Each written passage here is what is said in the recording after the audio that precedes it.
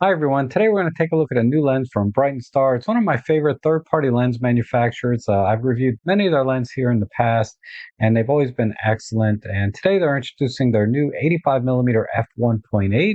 It's an autofocus lens for Sony and Nikon full-frame cameras. And full disclosure, Brightin did send this lens out to me for review, but as always, I'll give you my honest and fair opinion. All right, so let's take a closer look at the lens itself. This lens is available for the Sony E mount and also the Nikon Z mount for full frame cameras. We have an 85mm full frame field of view. We have an aperture between f1.8 and f16. And then we also have an auto mode here if you want to control the aperture via the front and rear dials on your camera. The aperture is very smooth and well dampened. However, it is not clicked until you go to the auto mode here where you would control through the dials. However, I wish there was a lock button to keep it into the A position because you can knock this out pretty easily. Now, I never accidentally knocked it out of the A mode, but I can see where that could be a problem. Now, on the front here, we have the manual focus ring. This is very nicely dampened, and I didn't have any problems manually focusing this lens if I needed to.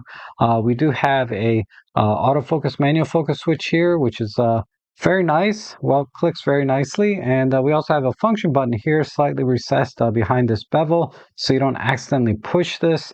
And this can be programmed to anything through the camera's menu. Now, the lens is very well made. We have an all-metal design, including the focus ring and aperture ring. These are also metal. We have a metal filter thread ring here of 62mm. And then we also have a metal lens mount. Now, in the mount itself, you can see we have a USB-C port for doing firmware updates. I also want to mention that the lens is technically not weather sealed. However, there is a rubberized ring here on the mount so that when you do have it mounted to your camera, it will help keep dust and moisture away from your sensor. Now, the lens also comes with plastic front and rear lens caps. The front lens cap is your standard center pinch style. We also have a bayonet style lens hood, which turns and snaps on very nicely, and I didn't have any problems with it coming off during my use. So overall, I think the build quality is excellent. It's very well made, and I think aesthetically it's very nice as well. It's very simple black on white lettering here, should match with any camera. I have it here mounted on my A7R5, and it's a relatively hefty lens of 500 grams, so it's a little bigger than some 85mm 1.8s out there, but I don't think any of them come close to the build quality that I've seen out of this, especially at this price point. Now, when it comes to autofocus, I found that in AFS mode, from point A to point B, the lens was very responsive, very quick. So for simple point and shoot type shots, you shouldn't have any problems. However, when I switched the camera over to AFC or continuous autofocus, I did notice it slowed down quite a bit when going from point A to point B, as you can see here. Now, the lens uses stepping motor, so it's not a sports action lens, but just be conscious that in autofocus continuous mode, it may have trouble keeping up with moving subjects. Now, here I'm just testing out the subject detect, in this case animal detect, and the eye detect, and everything seemed to work no problem. Also worked well in my portraits and other types of photography where the subject detect seemed to be perfectly fine with this lens. Now, subjectively speaking about the optic performance, I found the lens to be very good. The out of focus areas were very smooth, creamy, buttery. I mean, the 85mm focal length at f1.8, you easily can isolate the subject, as you can see in some of these shots here. And I took it out and I did some architectural photography, some plane spotting, and various other subjects. So overall, I'm very happy with the performance and images I got from this lens. I mean, the overall sharpness is excellent from wide open at f1.8 all the way to f8, and then at f11 and f16, the fraction starts to set in. But the contrast overall was also very good. As far as vignetting goes, I did see a little bit again wide open at f1.8, but that's easily corrected in post-processing. There is a very, very minor pincushion distortion, but it's easily fixed in post. As far as like the chromatic aberration, again, this is very, very well controlled. Even wide open at f1.8, you really have to try to get it to show any kind of chromatic aberrations. And then by f2.8, they're virtually gone.